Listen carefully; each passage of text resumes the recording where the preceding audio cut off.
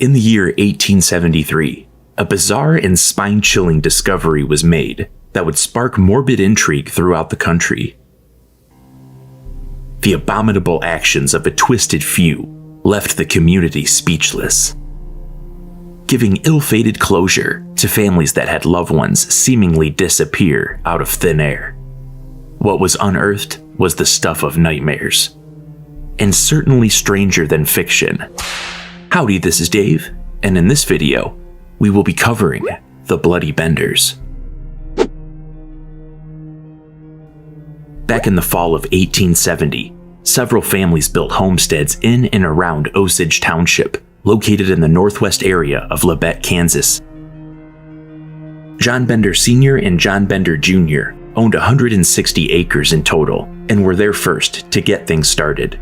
They built a cabin and a barn, and they also dug a well. Then John Sr.'s wife, Elvira, and their daughter, Kate, arrived to join them, planting a garden and an apple orchard. The property was located close to the Great Osage Trail, which put them in an interesting position since the trail was the only road open to those continuing west. They took advantage of this by dividing up their cabin, separating it with a canvas wagon cover. The rear of the cabin was the designated living quarters, and the front served as a general store that sold dry goods. The front area also had a kitchen and a table set up so that travelers could eat something before they went on their way. John Bender Sr. was about 60 years old and did not speak much English. What little he actually knew was wasted on his poor guttural enunciations, which made most of what he said unintelligible. Elvira Bender was 55 years old and also supposedly did not speak a lot of English. She was not a friendly person. In fact, she was notoriously so uncivil that the neighbors referred to her as She-Devil. John Bender Jr. was around 25 and noted as a good-looking guy. Handsome, with a mustache and auburn hair. He spoke fluent English with a German accent and was inclined to laugh without purpose. This aimless laughter came off as buffoonery, and people considered him to be a little off. Kate Bender, approximately 23, spoke English well, without much accent. She would conduct seances and considered herself a healer and psychic. She would distribute flyers around the community to promote her abilities. She was easy on the eyes, and no doubt the biggest attraction to the Benders Inn. It is believed that the Benders were German immigrants, but no definitive proof to the family's origin or relationship to one another has ever been found. In the Emporia News, published May 23, 1873, John Sr. was identified with the name William Bender. Elvira had been previously married at least twice before John, and is said to have had upwards of 12 children. It was rumored that she had murdered her husbands, although there is no evidence. Kate was allegedly Elvira's fifth daughter, but some of the neighbors were convinced that Kate and John Jr. acted more like husband and wife than siblings. Their standing within the community was not held in very high esteem. In fact, much of what is documented about them does not sound very flattering. The following quotes are from people who knew the Benders and committed their words to paper. The old man was a repulsive, hideous brute, without a redeeming trait. Dirty, profane, and ill-tempered. Old Mrs. Bender was a dirty old Dutch crone. Her face was a fit picture of the midnight hag that wove the spell, murderous ambition about the soul of Macbeth. Young Bender, seen when excited, recalled the grave-robbing hyena at once to mind. Kate proclaimed herself responsible to no one save herself. To elaborate on that, Kate declared herself a medium and would give out lectures to whoever would listen. She was heard to say that murder could be a good thing, and she was also a major advocate for free love. She even had no problem with open dialogue about the carnal relations she had with her brother, John Jr. She wrote about it in a manuscript, stating, "Shall we confine ourselves to a single love and deny our natures their proper sway, Even though it be a brother's passion for his own sister, I say it should not be smothered. I'm personally among the opinion that they were pretending to be a family, but even if Kate and John Jr. weren't really related, this is still a gross thing to say. In May 1871, a body was found in Drum Creek. The deceased was identified as a man named Jones. His skull was crushed in and his throat had been cut. Fingers were pointed at the owner of the Drum Creek, but ultimately nothing came of it. In February 1872, 2 more bodies were stumbled upon. Both were men, and they also displayed the same injuries as Jones. By the year 1873, it was not uncommon to hear of people going missing when they passed through that region, and many travelers elected to avoid the trail entirely and take their chances elsewhere. It was already a rough area that was known for horse thieves and villains that would also use the trail. In response, there were vigilance committees that would take action after someone had gone missing. They would make arrests that wouldn't lead to anything, and the authorities would let the suspect go. Numerous innocent men that had caught the attention of the committees were ran out of the county. Although I'm sure these committees meant well, they always seemed to go after the wrong person, and the murders and disappearances continued to go unchecked.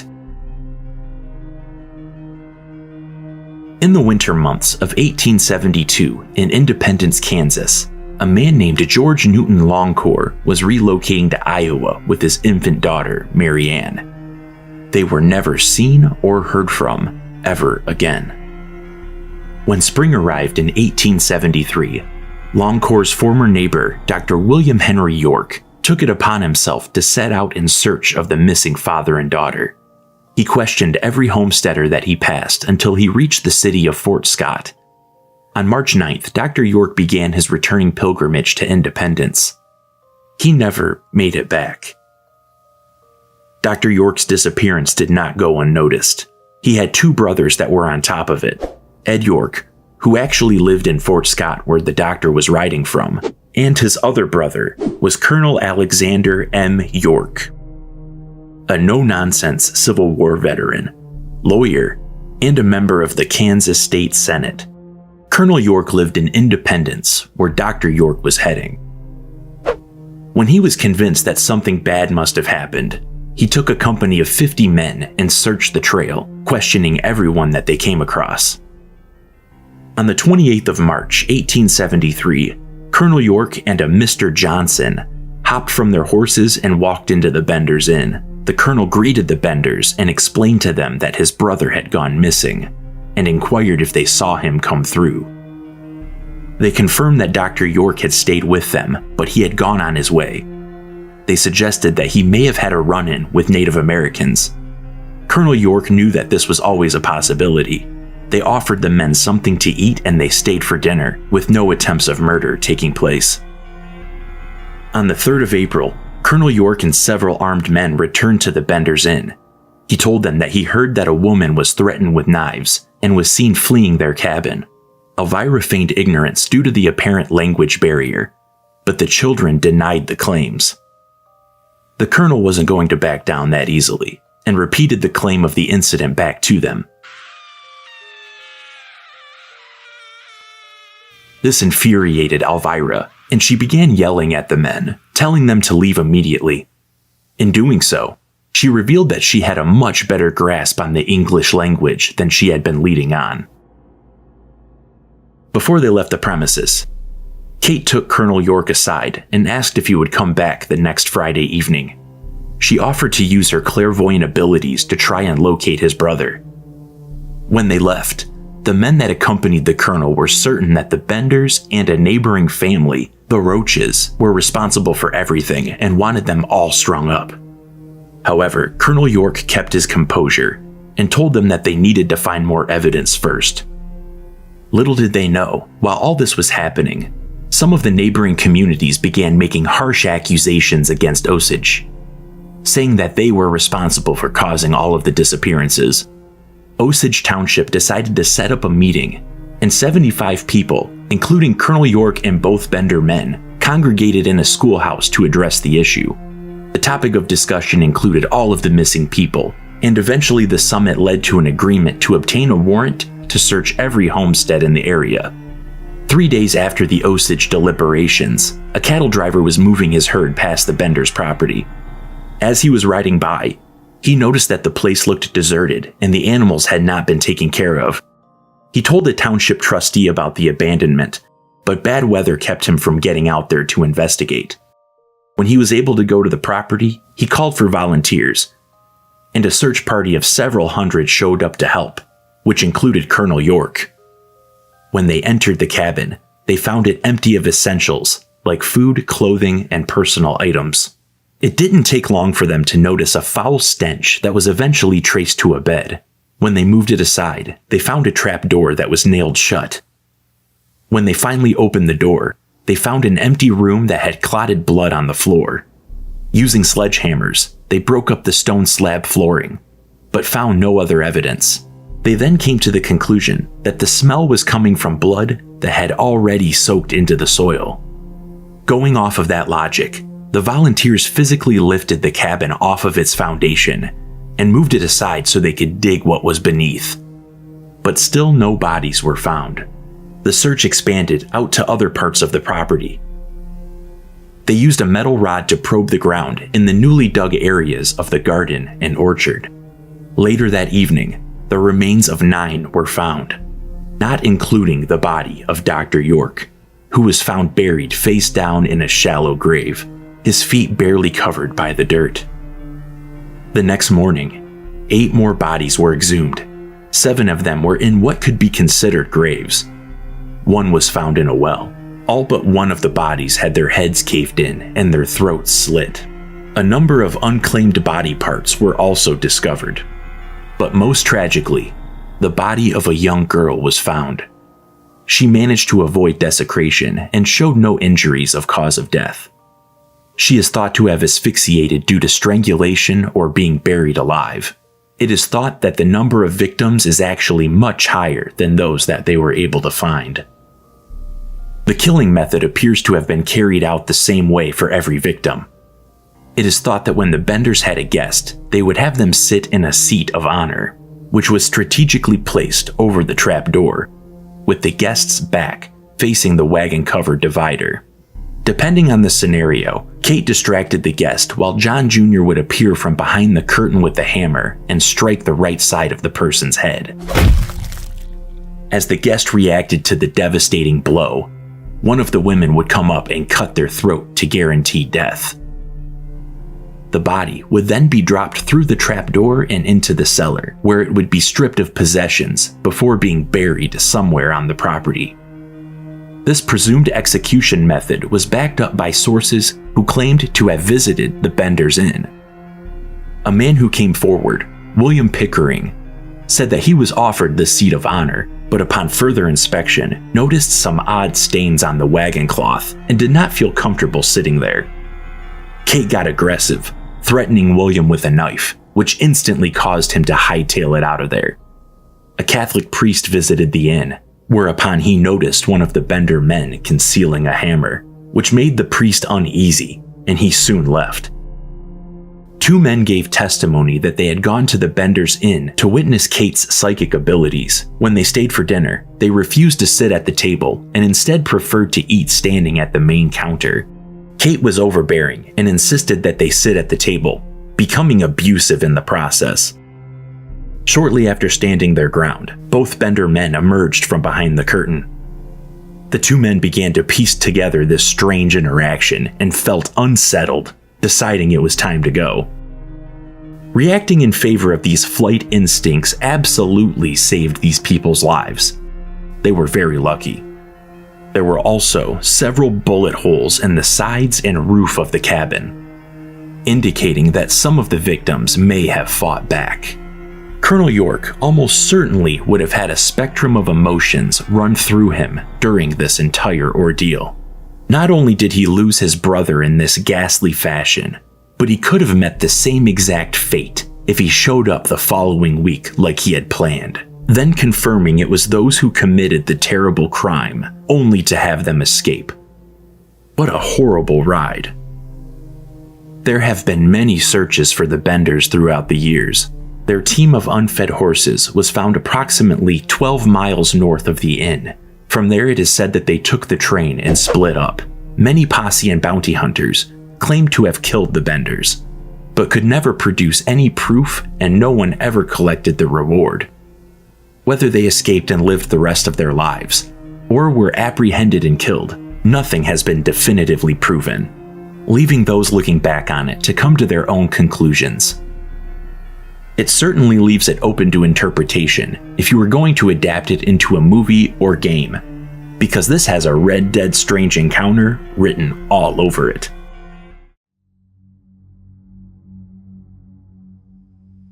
We can unanimously agree that there's a lot of bad stuff going on, no matter how you slice it. And that's just how it's always been. There have never been good old days, just days where you were ignorant of the heinous things happening everywhere. And the older you get, and the more accessible technology becomes, the more you realize that nobody has any idea what they're doing on every level of society.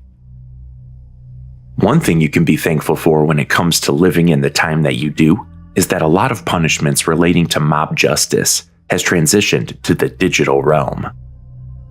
Now, I'm not saying that's better by any means, but at least you're able to turn your device off and walk away. Whereas in previous eras, you didn't have social media to post your thoughts while hiding behind a screen. You had to actually be out there, wide open about it, which meant that others in your vicinity could physically cancel you by means of pain and humiliation. In the 1770s, there was a British loyalist living in the colonies of North America during a time where his opinions and actions became so unpopular that he was merited the prestigious distinction of being tarred and feathered twice. Howdy, this is Dave, and in this video, we will go over the tarring and feathering of John Malcolm. John Malcolm, born in Boston 1723, was loyal to British authority. So loyal that he traveled to the province of North Carolina to assist with smashing an insurrection, an uprising where armed citizens took action against officials they viewed as corrupt, broke out in that area, known as the War of the Regulation. This conflict is considered to be the beginning phases of the American Revolutionary War. Malcolm found a position working as a customs official, and he was very enthusiastic about his job, which made him look like a total wanker, taking his job seriously and remaining steadfast through the Tea Act, which added taxes and was hated. Malcolm was vastly disliked. There was a certain type of punishment that was brought over into the Americas, and in the mid-18th century, it gained traction as a means of protest: tarring and feathering. The victim would be stripped to the waist, or completely naked. While wood tar was brought to a boil over a fire, the struggling victim would be held still as their attacker took a brush and painted the hot substance on them. Or even worse, lifting the bucket over their head and pour the burning contents over them, causing substantial burns. Feathers were then thrown on the victim, or the victim was rolled around in them. The aftermath of the incident left them in agony and degradation.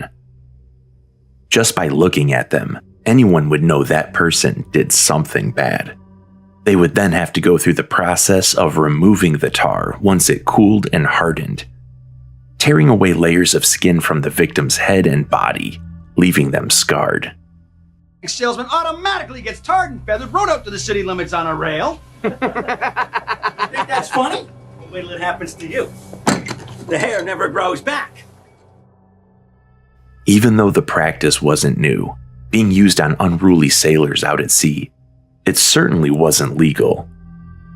It was simply an act inflicted under vigilante justice.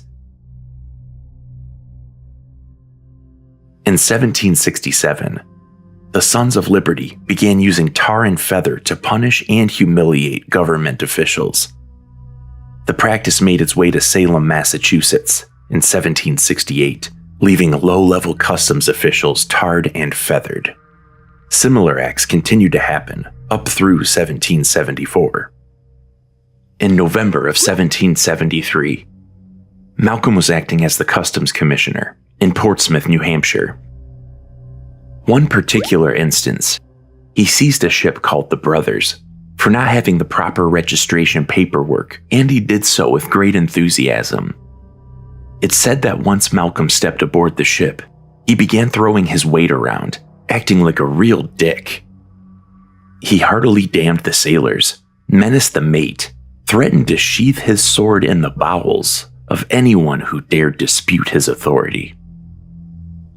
Sailors were obviously upset by this and had another idea for the tosser. They grabbed and disarmed him, removing his sword and cane, and then removed his hat and wig. They held him and poured the hot tar over him, followed by the feathers. It's said that he got off easy because they did not remove his clothes first, so he had a layer of protection covering the majority of his body. It's not like it matters anyway. Just a drop of that stuff on your skin can ruin your day. Having it dumped on you and then soaking into the cloth that you're wearing, in any capacity, would be an atrocious experience, no matter how you look at it.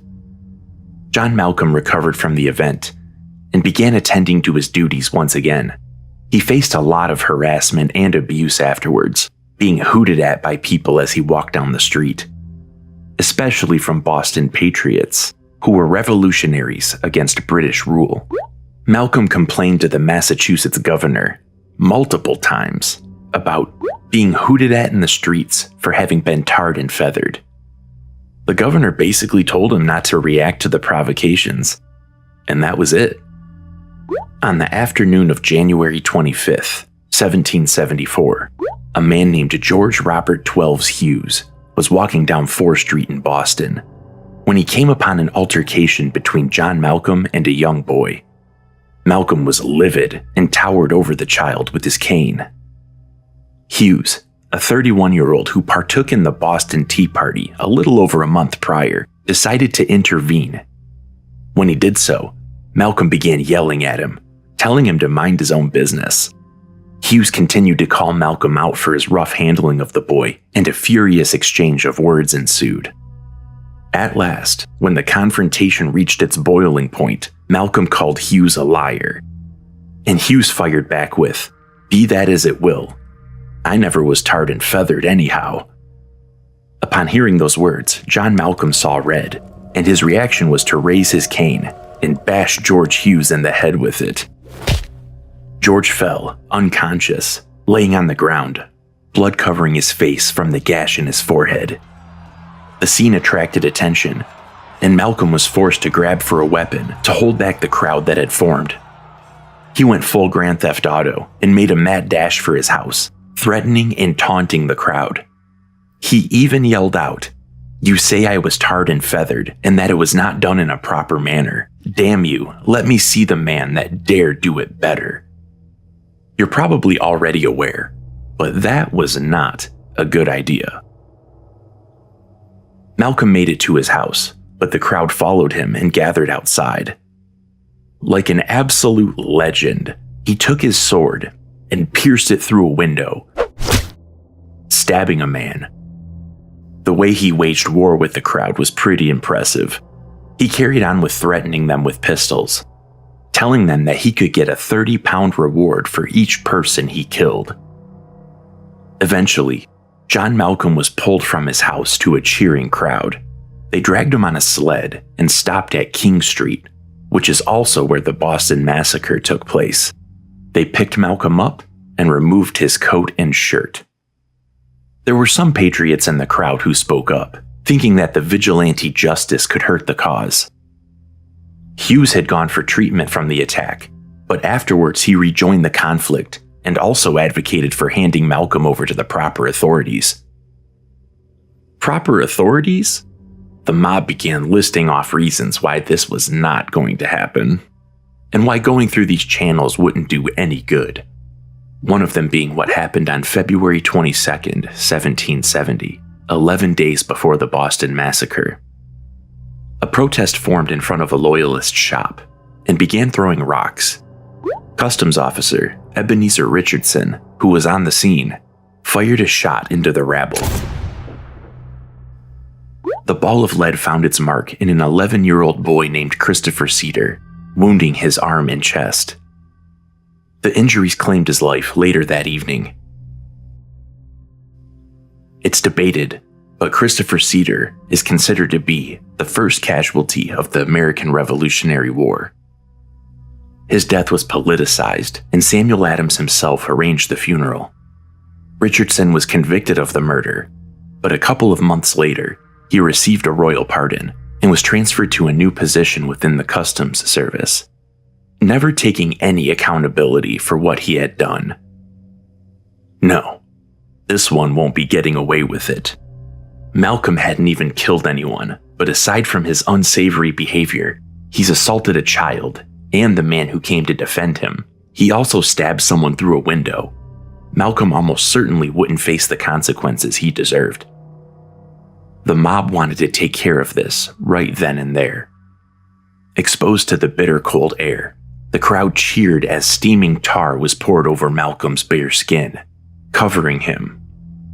And of course, feathers were applied as well, after which he was placed on a cart and wheeled throughout different points of the town, being flogged at every stop. Everyone was having a great time, except John Malcolm. He was taken to the Liberty Tree, which was a famous elm tree at the time, and demanded him to apologize for being an arsehole, renounce his position within the Customs Service, and curse King George III. He refused to comply with their orders, even after they put a rope around his neck and threatened to hang him. Although, he did give in once they brandished a knife and were about to lop off his ears. The crowd then forced him to drink tea. A lot of tea. My sources didn't specify if it was hot or not. But if it was, then that would be terrible. He was forced to drink tea until he could not stomach any more and vomited. All the while being mocked by onlookers, making sarcastic toasts in the king's honor.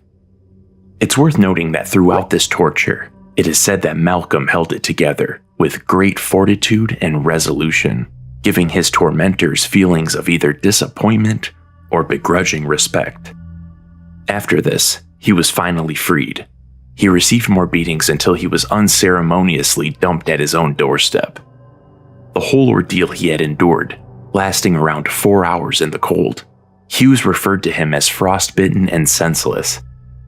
The news of this event was read in papers in not just the colonies, but across the ocean as well. His recovery from the second tarring and feathering was a long and arduous journey. The frostbite he received caused an extra layer of unfortunate misery as the tar and feather covered dead flesh peeled off in strips. Malcolm saved these strips and kept them in a box as a memento and to offer proof of his suffering in service to the crown. He had an opportunity to sail to England in May 1774 and began a vicious letter-writing campaign to receive compensation for the hardship he had undergone. He sent letters to the Lords of the Treasury, telling the Lord that he was just trying to do his job in getting the tea landed. He also threw his former customs supervisor, Francis Waldo, under the bus, accusing him of wrongdoings. Waldo never supported Malcolm zealously seizing the brothers, and the two never made amends over it. Waldo responded to these claims by completely decimating Malcolm's argument on a point-by-point basis, including a segment stating, Mr. Malcolm went to Boston and brought upon himself a second tarring and feathering, which happened sometime after the India Company's tea were destroyed and was occasioned by his beating a boy in the street in such a manner to raise a mob. There were certainly many factors at play when it came to Malcolm's second tarring and feathering, but making sure the tea landed was not one of them. In fact, the tea he was referring to had already been dumped into the Boston harbor a little over a month prior. The reasons were more aligned with his unpopularity due to how aggressive he acted, as well as the incident with the brothers. It also did not help his situation that the man he assaulted with his cane was a member of the Patriots and was one of the reasons the tea did not land recently. After a year of being in England, Malcolm was feeling homesick and wanted to return to Boston. He petitioned to the king, stating that he missed his family and job that were in Boston. He ended up finding himself assigned to the Independent Company of Invalids at the Plymouth garrison, where he continued to write letters to try and get more money from the British government. They did give him an additional £60 per year for the fact that he was tarred and feathered, but they knew he had to have been at least a little bit crazy. John Malcolm stayed in England for the rest of his life, passing away in 1788 at age 65. He never made the trip back to Boston, and he didn't see his wife or children ever again.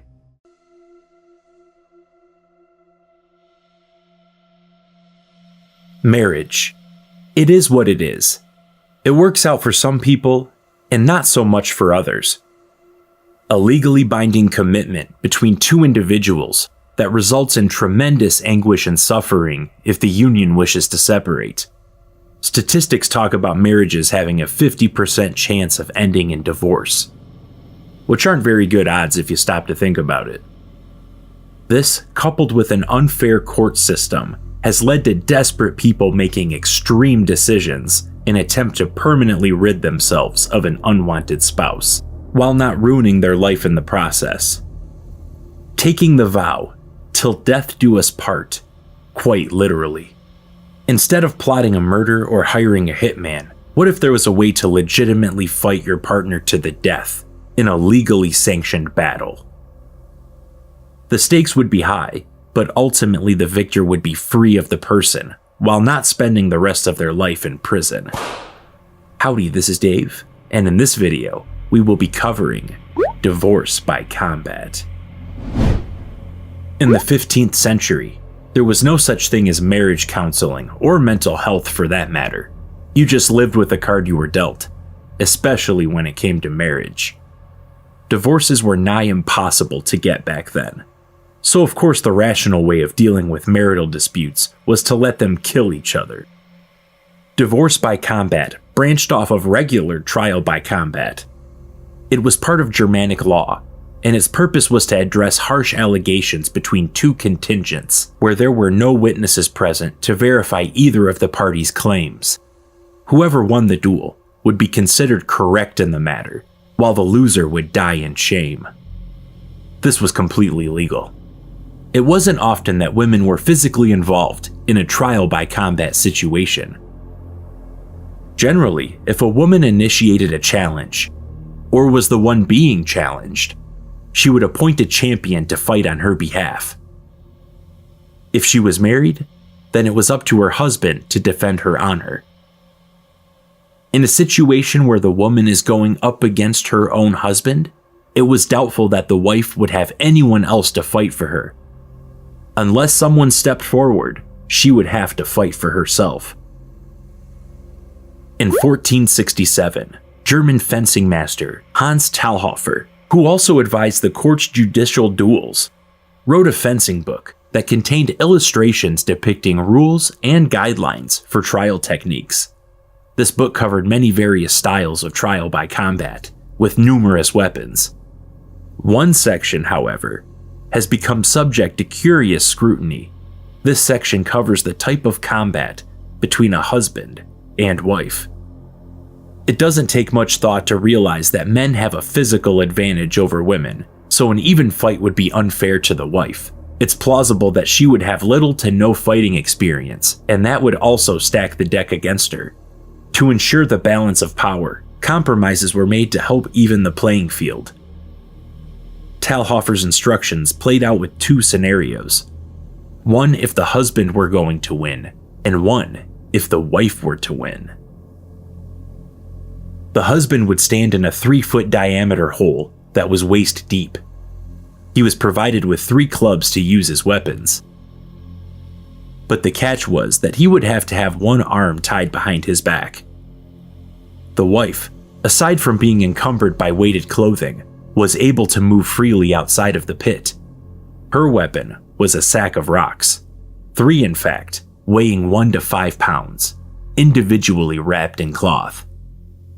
If his arms or hands touched the edge of the hole, the man would have to forfeit one of his clubs to the officials, If the wife took the opportunity to strike as the man was handing over a club, she would have to surrender one of her stones.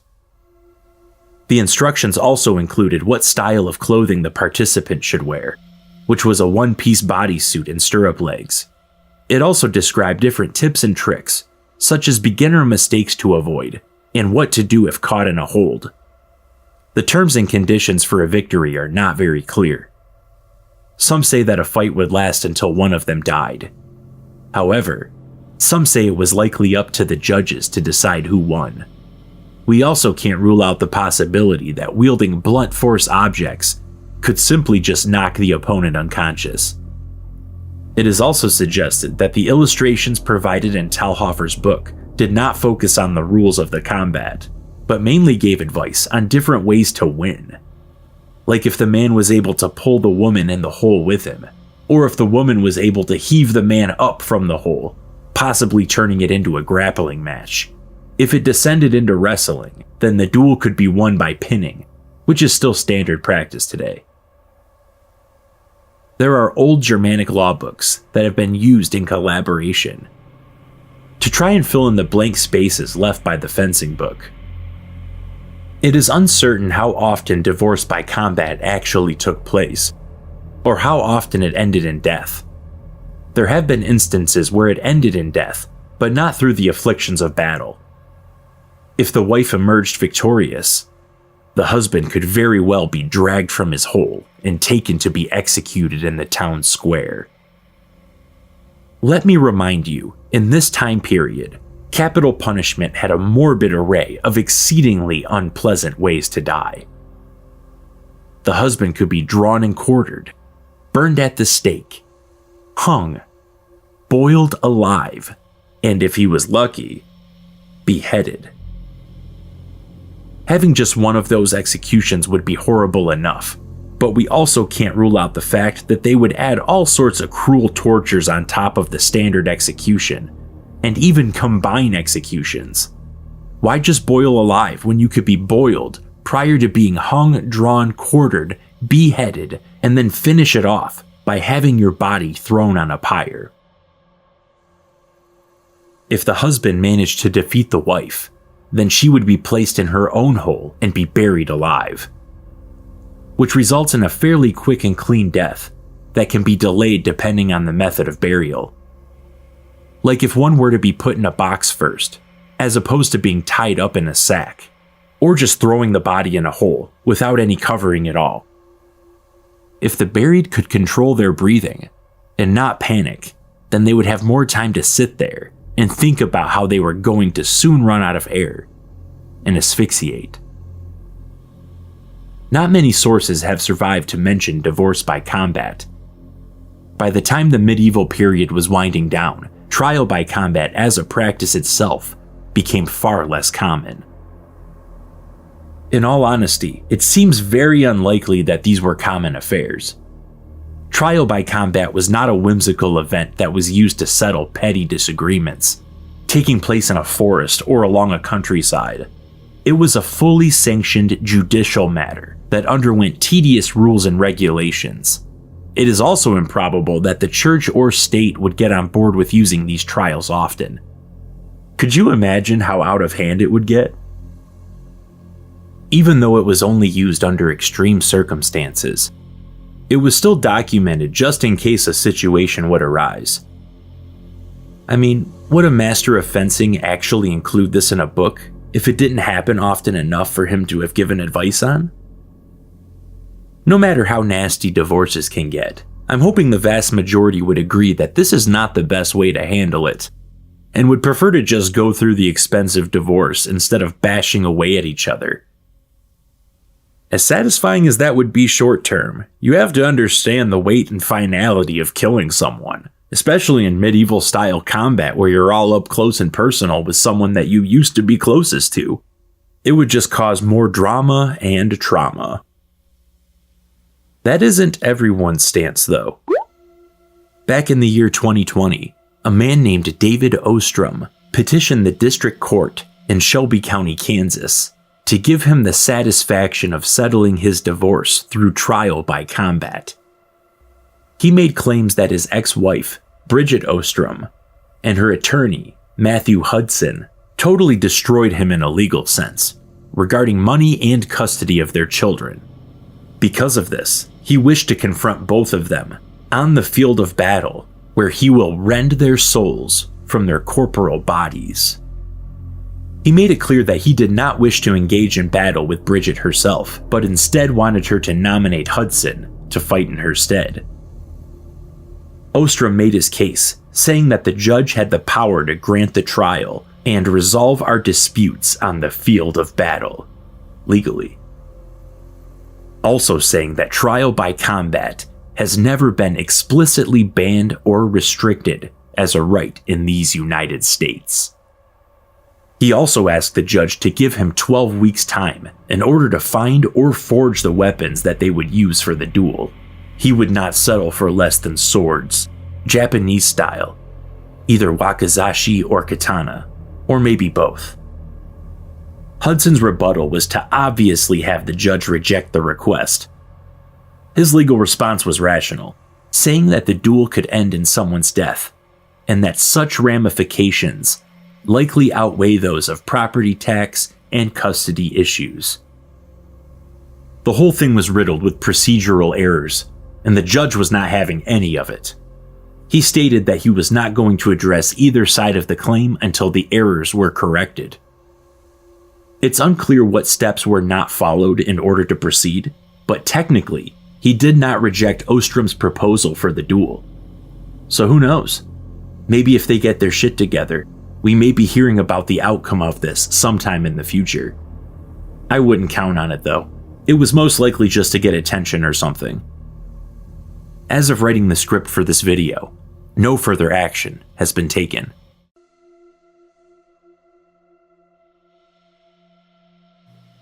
We all have ambitions, or at least we should. Many settle for just trying to get by, and there's nothing wrong with that. But there are others who exceed at great things and are remembered for centuries after they pass away. We currently live in a time frame where we reap the benefits of the medical and technological advancements of ambitious people that wouldn't have ever been considered just a few decades ago. However, if something can go wrong, then it will. And even though one may have the greatest of intentions, there is still the overlying possibility of complete and utter failure. In the early 1500s, an overwhelming defeat befell a very ambitious Hungarian nobleman, leading to his unfortunate demise and his rebellion squashed. Howdy, this is Dave, and in this video, we will be going over the quelling of George Doza. George was born in 1470 in a village located in Transylvania, but moved after the death of his father. Even at a young age, George was drawn to the military and joined the army when he was old enough. He was a soldier of fortune during the on and off wars against the expanding Ottoman Empire. George performed his duties at several fortresses, and one thing that he was remembered for during his service was how proficient he was at fencing. In 1513, he found himself a captain in the cavalry and fought in a campaign against the Ottomans. After the fighting died down, he was stationed in the capital of Serbia. Doza was not satisfied with being on guard duty, and his thirst for glory remained unquenched. Against the behest of his fellow soldiers, George challenged the Ottoman champion, Ali of Epiro, to a duel. Ali was a leader in the cavalry, and was very skilled in combat, responsible for the deaths of many Hungarians, and gave a reason to be feared. The champion accepted the challenge right away, and the two met in a field that was halfway between their locations on February 28, 1514, and the duel began. The fight was noted as a long and fierce struggle. We mostly see fencing in sports nowadays, and we often see it glamorized in historical movies and games. And don't get me wrong, it's pretty awesome. But those mediums portray duels much differently than how they would have actually turned out. In a fight to the death, the two opponents would be slashing and stabbing away at each other, and it's not like the wounds being inflicted were mortal. You could get a lot of cuts in before managing to nick an artery or vital organ. Imagine someone lunges at you, and you're able to parry it, but instead of it piercing your heart, you get 4 inches of cold steel in your shoulder. A duel could turn into a slow and agonizing death. Even if you won the duel, you would have likely received a laceration or 2 in the process, and now you have begun another duel with wound care and battling oncoming infection.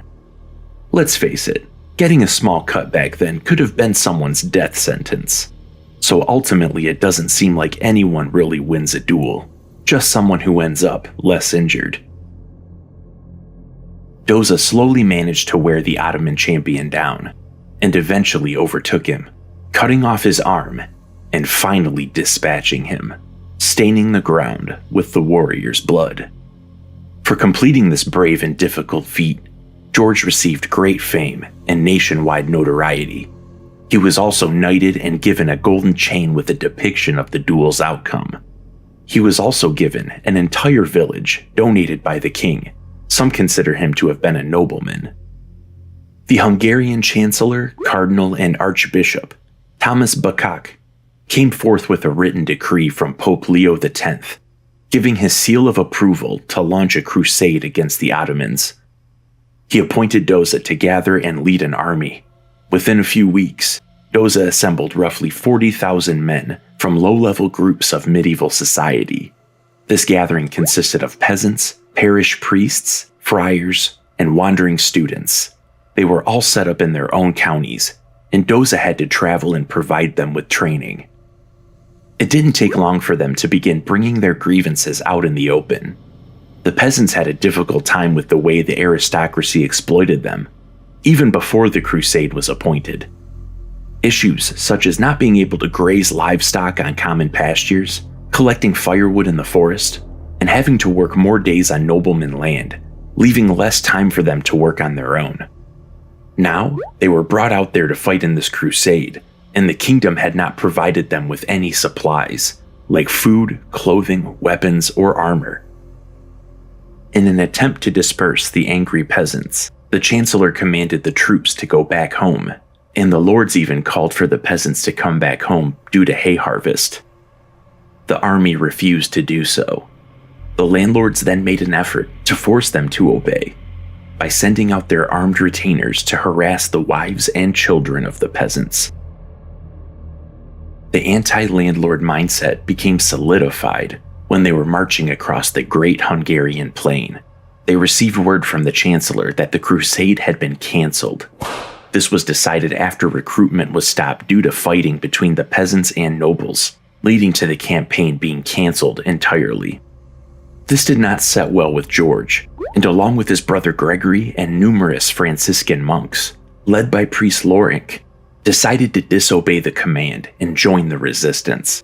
They wanted to continue their crusade against the Ottomans, but they now labeled the king and nobility as pro-Ottoman traitors. In order to take out the Ottomans, the peasant armies first had to take out the entire upper class, including the king himself. With that, the movement had temporarily changed course and began a war against the landlords. They were out for vengeance. The rebellion only grew even when the king threatened death upon any peasant who did not return home. The rebellion continued to gain momentum, and riots from peasants picked up all across the country. Hundreds of castles and manors were burnt to the ground. They were more focused on committing acts of violence and vandalism on property, and not necessarily people.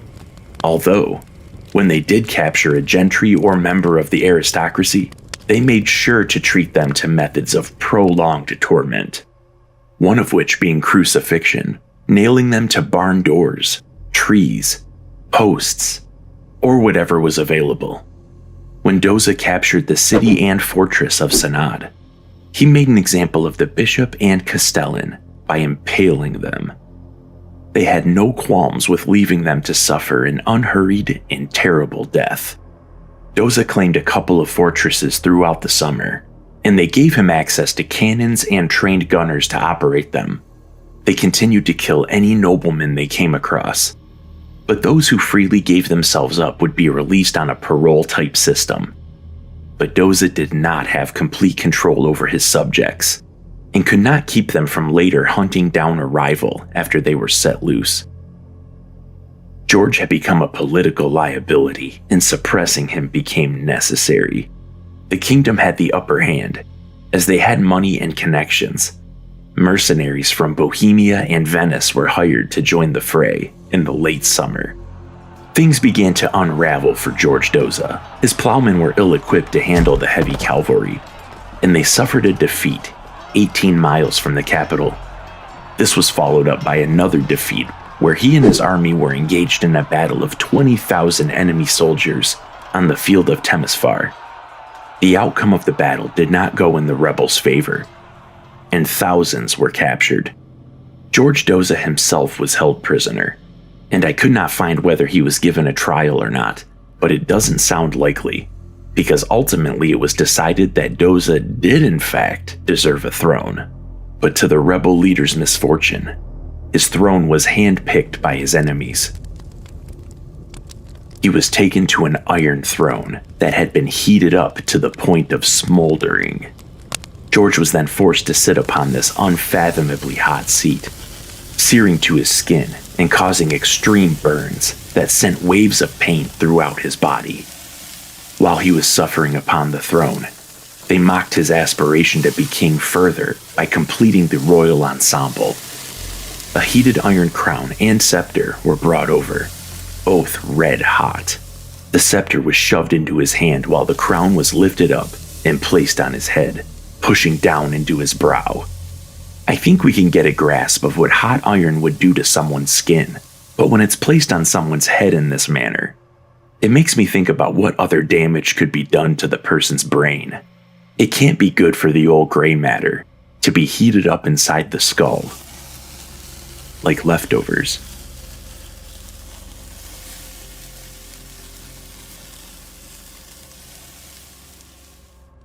Nine of Doza's fellow rebels were brought forward. They had been purposely deprived of food and were starving. Leading the line of prisoners was Gregory, George's younger brother. The executioners then pulled blistering hot pliers out of the fire and sank them into Doza's body, ripping at the flesh. The rebels were then ordered to cannibalize their own leader by biting and tearing off a chunk of the damaged muscle tissue that had been scorched and torn by the pliers, and then swallowing it. 3 or 4 of them refused, one of which being Gregory, despite George's pleas to allow him to be spared. Gregory, as well as the others who refused, were promptly cut into pieces right in front of him. Upon seeing their comrades brutally butchered, and knowing that they would be next, the remaining rebels changed their tune and agreed to partake in eating George. Doza eventually succumbed to his slow and painful ordeal, and I bet it took a long time, after which they kept their word and the rebels who obeyed the command were allowed to go free, with the knowledge of what they had done stuck with them for the rest of their lives. The revolt was stifled, but it's approximated that some 70,000 peasants had been captured and tortured in the process. If anything, the rebellion had given the peasants less power, as legislation known as the Hungarian Diet was enacted in the winter of 1514. This was to punish the peasants for their defiance, and it essentially forced them to work more days for the lords, as well as inflicting a tax upon them to pay for the damage the rebellion had caused. It also gave the lesser nobles more power. The political division amongst the Hungarians opened up an opportunity for the Ottomans to invade about 12 years later. Doza is known as a folk hero and martyr, and has been the subject of works of art, poems, and operas. He's even had statues in his likeness put up, as well as streets named after him. The peasant rebellion was attempted 12 years after Christopher Columbus found North America, and was 250 years before the French Revolution. If this revolt had succeeded, history would have been altered entirely. This video is not for children.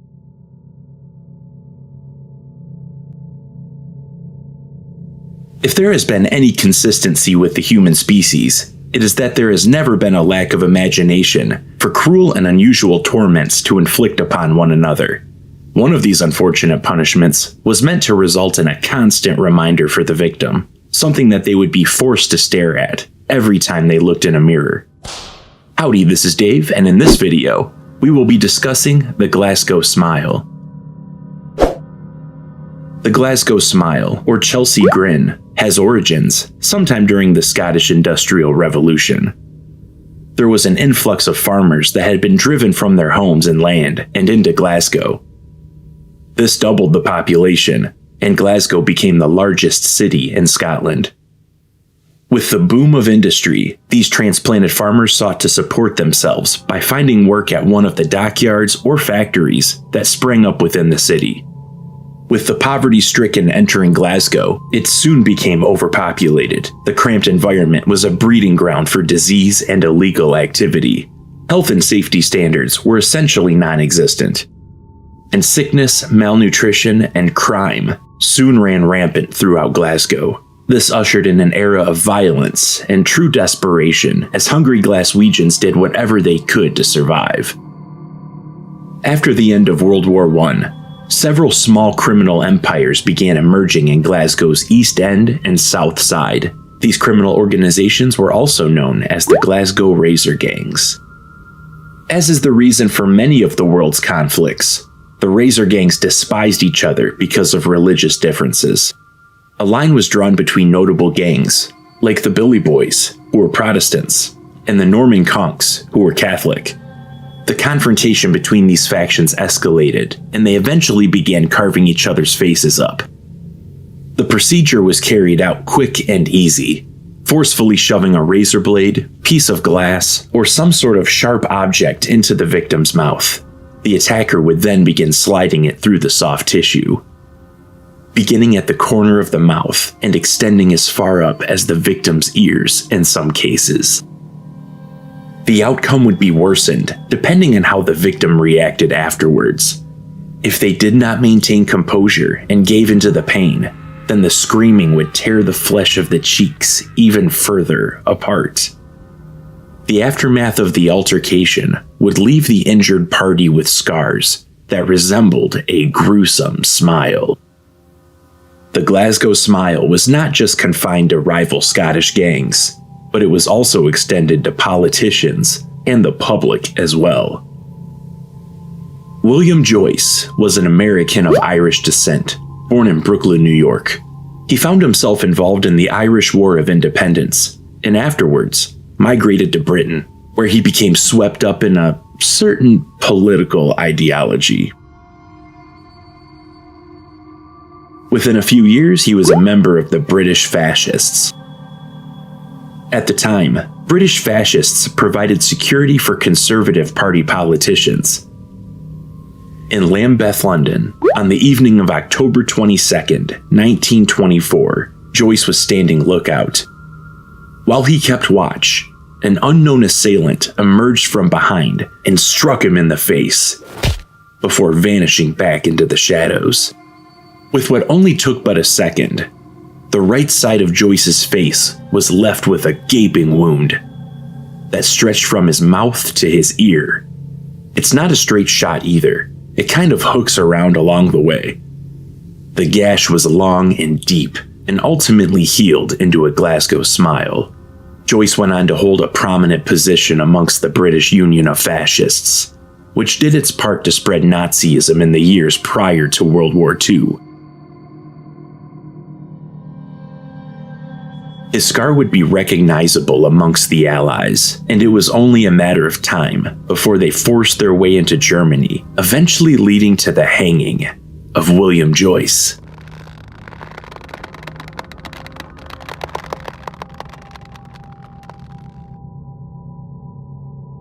In modern times, I'm sure we've all seen actor Tommy Flanagan in something. The dude works. But he has one defining feature that sets him apart from the rest of his colleagues.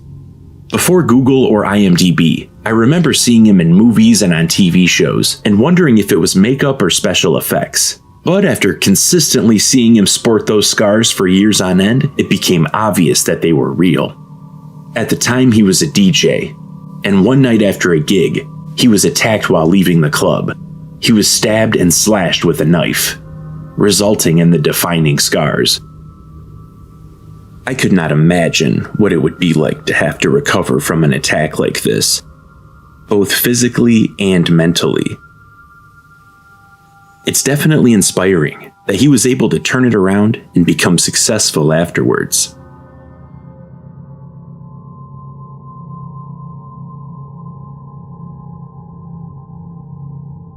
Let's hop across the pond and take a look at some documentation of the Glasgow Smile in the good old USA. This is getting into true crime territory, and I cannot do these cases justice with the amount of time I'm going to spend on them. It'd be too easy to go down the rabbit hole and make this a 2-hour video, so I'm showing restraint and simply staying on topic. If there is interest, I can cover these transgressions in their own videos. Albert Fish was a deranged and evil man, a serial killer who participated in rape, mutilating children, and cannibalism. After Fish was arrested for the murder of 10-year-old Grace Budd, many of his horrific deeds were brought to light. One of his many victims was a 4-year-old boy named Billy Gaffney. On February the 11th, 1927, Billy Gaffney was playing with a couple of other boys in a hallway of the apartment they all lived at. One of them was 3-year-old Billy Beaton, and the other was his 12-year-old brother. When the older boy left to go back to his apartment, both of the younger boys vanished. When they were searched for, Billy Beaton was eventually found on the roof of the apartments. When he was asked what happened to Gaffney, Beaton replied, "The boogeyman took him." A motorman that worked on a Brooklyn trolley saw a picture of Fish and remembered, on the day of Gaffney's disappearance, seeing a man who matched the description of the boogeyman. He boarded his trolley with a young boy who was not wearing a coat on that February day. The old man spent the ride trying to comfort the child, who was crying for his mother. When they reached their stop, the old man took the boy off of the trolley with him.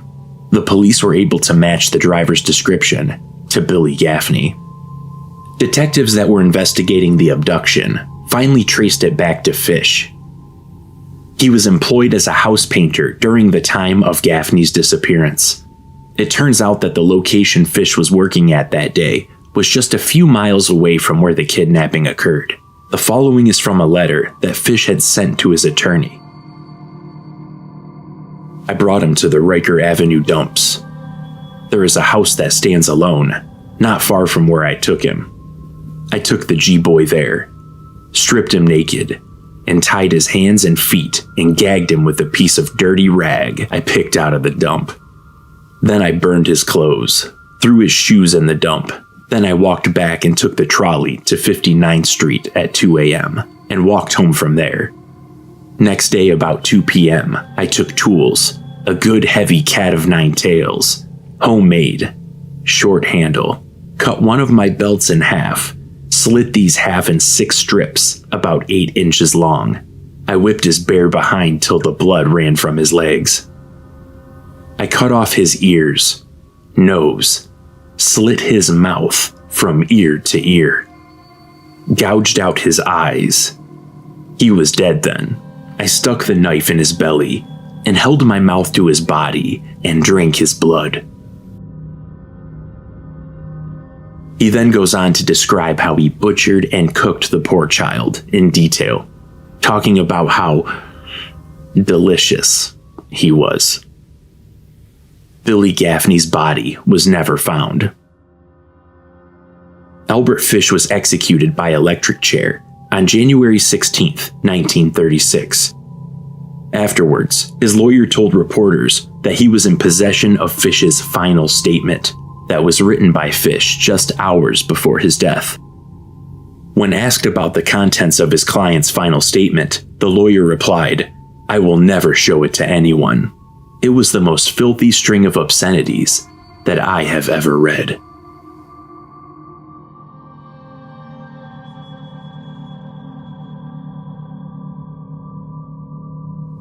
Elizabeth Short, known to history as the Black Dahlia, was born July 29, 1924. She was the third of 5 daughters. Elizabeth's family spent time moving around throughout her life, but the area of her upbringing was Boston, Massachusetts. Her father built miniature golf courses up until he lost almost everything in the stock market crash of 1929. Like many during that time, despair loomed over him, and in 1930, his car was found abandoned on the Charlestown Bridge. It was assumed that he took his own life by jumping into the Charles River. When she was 15, Elizabeth underwent an operation on her lungs due to some issues with bronchitis and intense asthma attacks. The doctors suggested that she spend some time in a milder climate to keep her respiratory problems at bay. In 1942, Elizabeth's family received a letter from her father apologizing for faking his death. He informed them that he began a new life out in California. Elizabeth moved out there to live with her father. They had not been around each other since she was 6 years old, and they instantly did not coexist. Arguments between the two boiled over, and she left within a month of moving in. The next number of years saw Elizabeth moving to different states, but in July 1946, she relocated to Los Angeles and spent the remaining months of her life in Southern California. She worked as a waitress and rented a room behind a nightclub on Hollywood Boulevard. Although she never received any prior acting roles, she has always been depicted as being an aspiring or would-be actress. Let's face it, the number of people that have tried to make it in Hollywood and failed is uncountable. By the time Elizabeth was on the scene, movies were already being produced for about 40 years. Who knows if she would have ever made it in acting, but bringing up what could have been creates a mysterious aura around her. And what happened next? At approximately 10 a.m. on January 15th, 1947, a woman and her daughter were on a walk in Lambert Park in Los Angeles. While passing a vacant lot in the newly developing area, she noticed something strange on the property. When she crept closer for inspection, she thought it was a store mannequin that had been left there. Upon realizing that it was the mutilated remains of a young woman, the lady ran to a nearby house to telephone the police and inform them of her grisly discovery. Elizabeth Short's body had been severed at the waist, and the blood had been drained from her, leaving her skin to appear extremely pale. Her upper and lower halves were positioned about a foot or so apart from one another, her arms up by her head, and her legs spread out. I don't know how the platform will react to having these pictures uncensored, but you can get all the detail you need if you Google search it. There were numerous lacerations all over her body. There were even hunks of flesh removed, but very notably, her face had been sliced from the corners of her mouth to her ears, creating a Glasgow smile, which has been depicted in movie posters and other media ever since it happened. The murderer was never caught, and the case went unsolved.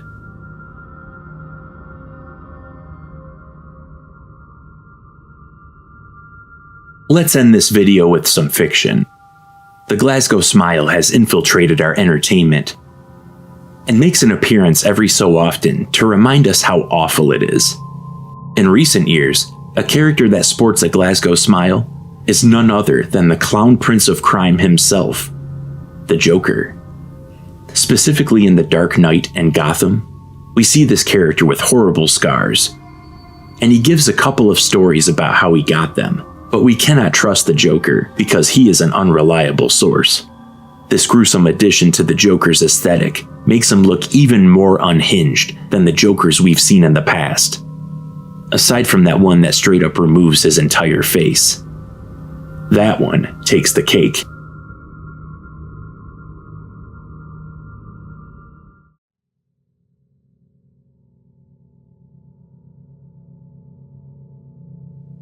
At the turn of the 20th century, a hanging took place in Clayton, New Mexico that would cause a bit of a ruckus.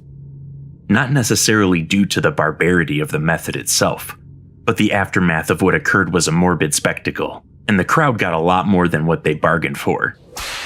Howdy, this is Dave, and in this video, we will be going over the botched hanging of Tom Ketchum. Tom Blackjack Ketchum was born October 31st, 1863, in San Saba County, Texas, and was the youngest of 8 children. This was a place he called home until 1890. He was able to find work as a cowboy in the area of the Pecos River Valley in New Mexico.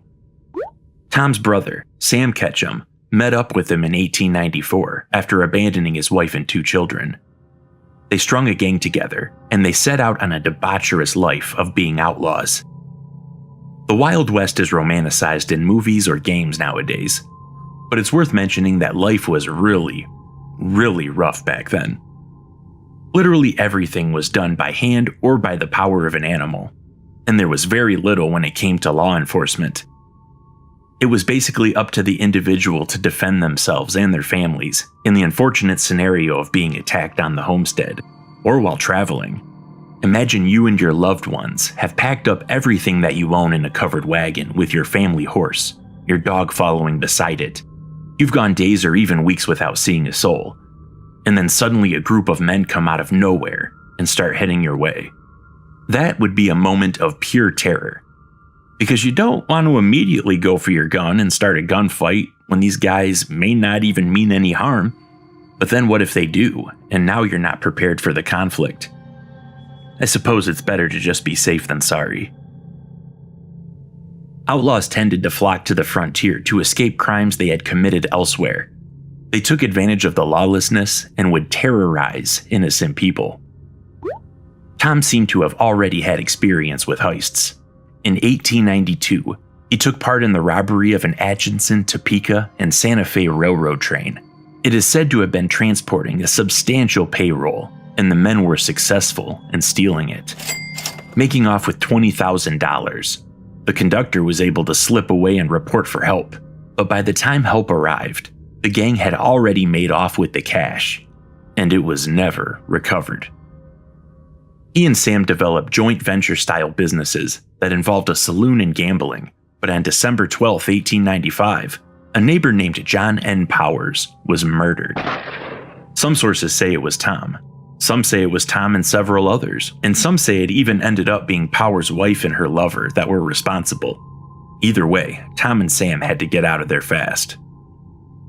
When it came to other murders, Blackjack was penned for the disappearances and possible deaths of Albert Jennings Fountain and his son Henry in Las Cruces, New Mexico, on February 1st, 1896. Some months later, on June 12th, Ketchum and his brother rode into Liberty and purchased some supplies at the post office and store that was owned by Morris and Levi Hertzstein. Later that evening, a thunderstorm had rolled in and it forced them to return. The owners allowed them to take shelter from the elements. When they opened the next morning, the owners discovered that both the store and the post office had been robbed. Levi Hertzstein decided that he was not going to settle for this, and he was going to find what was stolen. Back in the Wild West, people didn't settle their differences with a duel at high noon in the town square. Gunfights tended to happen by surprise, with the intended target not knowing that they were in a fight until it was already happening. In this time period, people tended to use revolvers for short range, rifles for long range, and of course a shotgun to obliterate anything in front of it, dropping multiple foes at the same time as long as they were within distance. Gun manufacturers were constantly creating new variations and improvements on existing weapons. It's very similar to how tech companies come out with new products every year nowadays.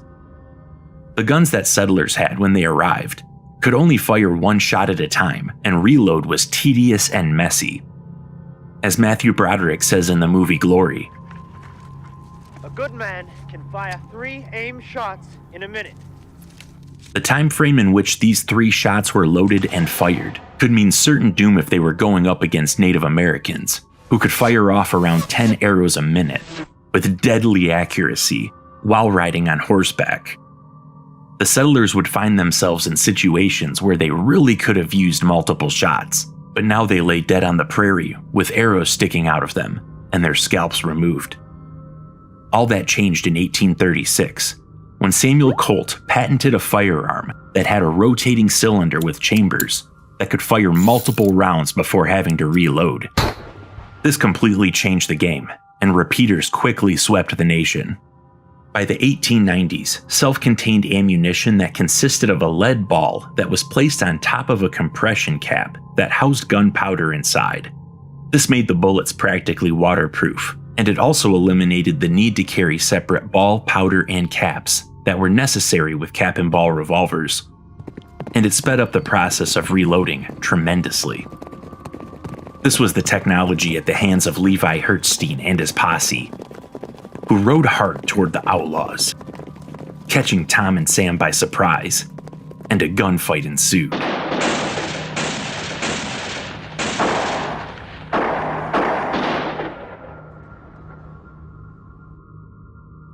When a person gets shot, they feel the impact immediately, and their body reacts. The bullet will either pass through them and come out the other side, or it may get lodged in them somewhere. In the Wild West, a bullet that was unable to be removed was likely a death sentence. It also didn't help that people didn't consider harmful bacteria, dirty hands and unsterilized tools rummaging around in the open wound trying to retrieve the bullet. This could end up causing more damage, as it is quite easy to get an infection.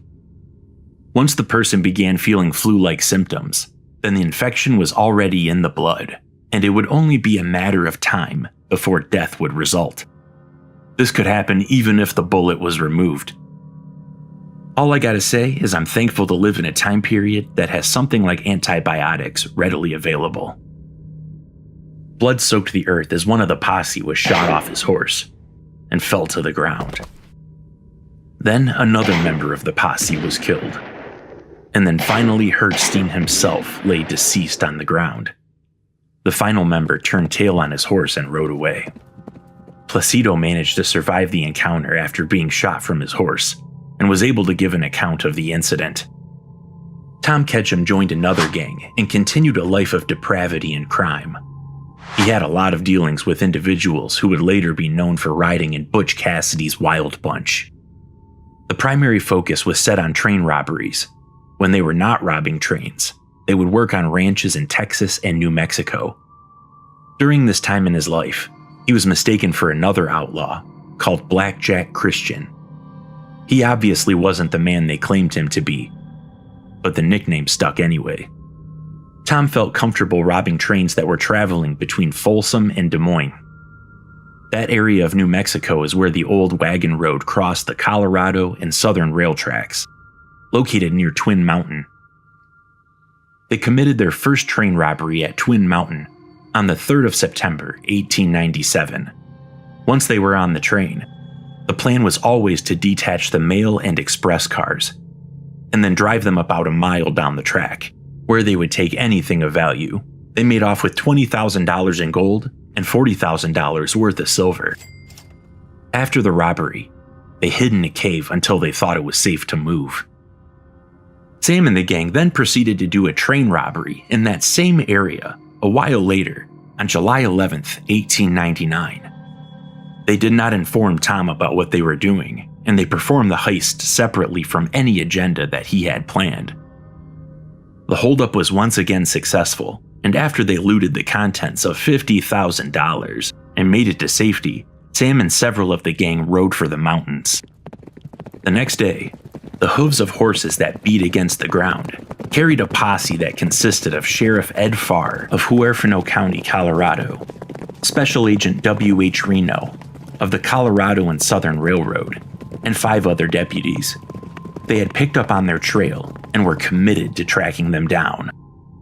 The lawmen found the group in the Turkey Creek Canyon, where, you guessed it, another shootout popped off. The gang had an advantage due to being better armed. They utilized high-powered rifles, and the ammunition had smokeless powder, which could not be said for the posse, who were using conventional black powder bullets, and every time they fired, a plume of smoke would give away their positions. During the battle, 2 of the deputies had been seriously wounded. Love and Farr were both killed. The gang was also sustaining damage. including Sam Ketchum, holding his own gunshot wound. They were forced to break for an escape. Sam was in worse shape than he thought, and it slowed their progress. A few days later, the posse caught up to them again, which resulted in yet another gunfight, and several of the gang was killed. Sam got away, but was later found at a rancher's house and arrested by Special Agent Reno. Sam Ketchum was taken to the Santa Fe Territorial Prison. His wounds became infected with gangrene, and he passed away on July 24th, 1899. During this time period, word did not travel fast. Nowadays, documentation and sharing of events are instantaneous, but back then it could take months for someone to find out that a loved one had passed away, if there was even anyone to send word of it in the first place. Tom Ketchum apparently knew nothing about the robbery that led to the subsequent death of his brother. Without this knowledge, he had an independent thought and figured that enough time had passed since the train robbery at Twin Mountain. He decided to rob the train alone on August 16th, 1899, not even a month later. The style in which he was going to rob the train was the same as usual. Ride up to the train and climb aboard. After forcing it to stop, he would release the mail and express cars from the rest of the line and ride it away so he could loot it. This plan worked time and time again. But even with good odds, the dice can fall short. And this was the case for Tom Ketchum. He waited in a cave until it was dark, and then rode toward his intended target. He boarded the blind side of the baggage car and crept to the engine. With his pistol drawn, he forced the conductor and the firemen to stop the train. The men complied, and the speed of the train began to decrease. The timing of this was unfortunate, as when they came to a stop, the front was positioned along a curve in such a way that it was cramped, and disconnecting the cars like he'd planned was not going to happen. This was the third time that conductor Frank Harrington had to deal with his train being robbed, and he was completely over it. He reached for his shotgun and then slowly made his way to where Tom was and pointed the barrel at him. Tom had more experience in dealing with these conflicts and quickly shot at Harrington, barely missing him. Harrington didn't miss a beat and blasted his scatter gun at Ketchum, hitting him in the elbow. Tom fell out of the train and rolled down the bank, while Harrington ordered to get the train moving as quickly as possible. They got away and left Blackjack laying there.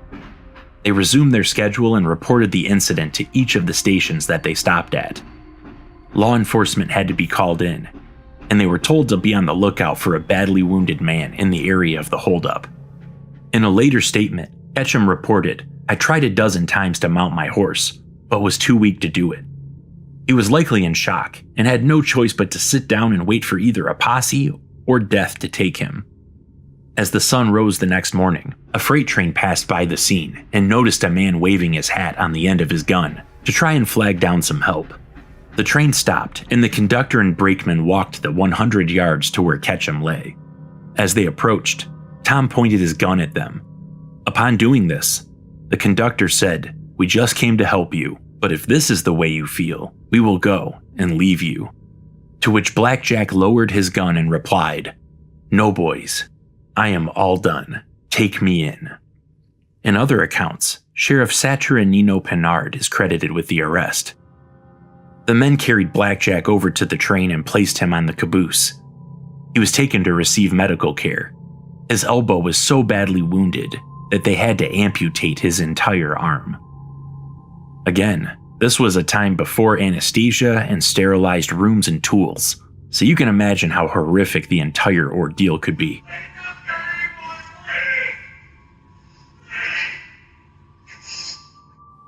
After the operation, Tom recovered and was taken to Clayton, New Mexico territory to stand trial. He was convicted of the attempted robbery and sentenced to death. The method would be hanging. Hanging is an ancient method of execution. The first recorded hanging is believed to have taken place approximately 2,500 years ago in Persia, but was likely used for thousands of years before that, for all we know. A cut of rope or cord was put around a person's neck, and they would be pulled up or dropped down to the point where they were suspended only by the rope that was tied around their neck. The restriction of blood flow to the brain as well as airflow would eventually cause the person to lose consciousness and asphyxiate. In an ideal scenario, the person would be dropped, and the weight of the body stopping so suddenly would fracture the C2 vertebrae in the neck. This particular injury is known as the hangman's fracture, which would snap the C2 from the C3 vertebrae, separating the spinal cord and causing instant death. A gruesome and prolonged outcome would await if the person were to drop and their neck did not break. Then they would be forced to dangle with their feet kicking, tongue hanging out, and their eyes bulging, violently straining until they finally suffocated. Unfortunately, this is not a perfect world, and there are many variables. Death by a hangman's fracture is not as common as people think, and most end up strangling to death at the end of the rope. Needless to say, it's not the most pleasant way to die. An English hangman named William Marwood devised a method of hanging called the long drop, which calculated the person's size and weight between a 6 and 10 foot drop from the trap door of the gallows. The rope was measured to length, and the long drop and sudden stop would have a better chance of causing a hangman's fracture, thus making it more efficient. The position of the knot of the rope was also important. It was discovered that in order to snap the neck, the knot needed to be placed below the left ear. Tom Ketchum's execution was delayed several times, but once lawmen started hearing rumors that Black Jack's gang was going to possibly stage a rescue, they decided to settle on April 26, 1901 at 8 a.m. During Black Jack's time being incarcerated, he had nothing to do except sit in his cell and wait, alone with his thoughts.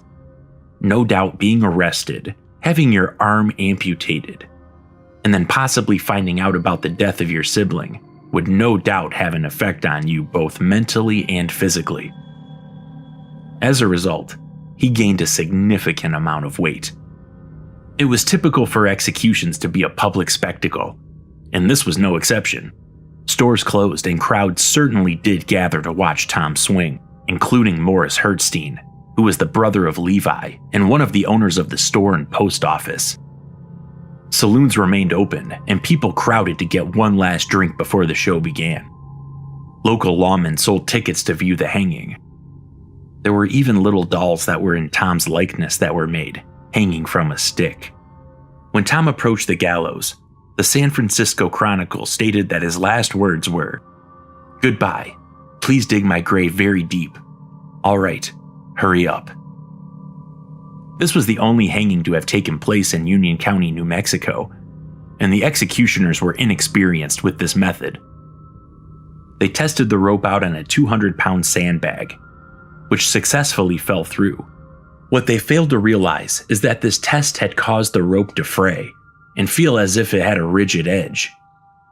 They positioned the noose around Ketchum's head as he stood in place. Since the executioners had never done this before and probably based everything off of the sandbag test, I'd still like to give them the benefit of the doubt. They may have calculated the drop using his weight from when he was originally taken into custody. Since he was now heavier, this skewed the numbers. But then again, they may have just had no idea how long the rope should be. Ultimately, they ended up with a rope that was not the correct length. After 2 strikes with a hatchet, the trapdoor released and Ketchum dropped through. He built up so much momentum that when the rope ran out and the sudden stop jerked, his head completely separated from his body. The only thing keeping it from rolling away was a black hood that was pinned to his shirt. Could you imagine being decapitated by a rope? Even with a rigidly frayed edge, it must have been some serious force to rip through skin, muscle, veins, and arteries, and sever the spine. The crowd likely reacted with an eruption of differing emotions because this was a gruesomely botched hanging. Some of the spectators were even spattered with blood. Sheriff Salome Garcia gave an account of what he witnessed. He walked firmly up the steps, saying as he went up, "Dig my grave deep, boys," stepping upon the trap door as he asked for the black cap, and it was placed over his head, but it had to be removed to permit the rope to be placed on his neck. And while they delayed somewhat, he became impatient and said, "Let her go, boys." The sheriff cut the trigger rope with a hatchet, and his body fell down with all its 215 pounds of weight. Everyone within or without the stockade held their breath, and their hearts gave a great bound of horror when it was seen that his head had been severed from his body by the fall. His body aligned squarely upon its feet, stood for a moment, swayed, and fell, and then great streams of red blood spurted from his severed neck, as if to shame the very ground upon which it poured. The head rolled aside and the rope released, bounded high, and fell with a thud upon the scaffold from whence it came. He was pronounced dead and he had his head sewn back on. He was buried at Clayton's Boot Hill, and in the 1930s was moved to the Clayton Cemetery. News of this botched execution spread throughout the territory, and a popular postcard was even made that showed the corpse with the head sewn back on. In a twist of fate, the very law that justified hanging Tom Ketchum was later deemed unconstitutional, and he is the only man to have suffered capital punishment for a felonious assault upon a railway train in New Mexico. Some say that because of Blackjack Ketchum's dastardly life and ghastly death, his spirit is restless, and his ghost still roams his old hideout.